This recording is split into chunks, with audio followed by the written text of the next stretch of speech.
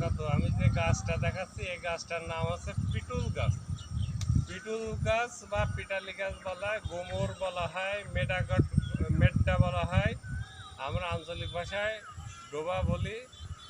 এই গাছের বাংলাদেশ এবং ভারতে এই গাছ পাওয়া যায় এবং এই যে গাছের এই ফল এর আরও পরিপূর্ণ হয় এবং পানিতে ভাসে। এর ফল থেকে বংশ বিস্তার হয়, এই ফল থেকে বংশ বিস্তার হয় বা বংশ বৃদ্ধি পায়। এর পাতা ফল পর্ণমোচী, ইংরেজি নাম হচ্ছে ফলস হোয়াইট টিক। আর যদি বৈজ্ঞানিক নাম ধরা হয় তাহলে মেলোটাস, তাহলে বা নডি ফলোরাস বা আবার টিরিনিও নডি ফলোরা।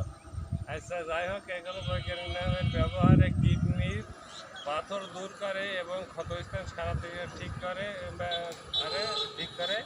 তারপরে আপনার এর থেকে দেখেন প্রচুর ফল দেখেন, এর প্রচুর ফল আর ফল, চারিদিকে শুধু ফল আর ফল।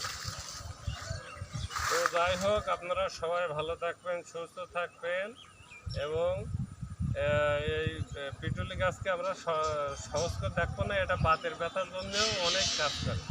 সবাইকে ধন্যবাদ।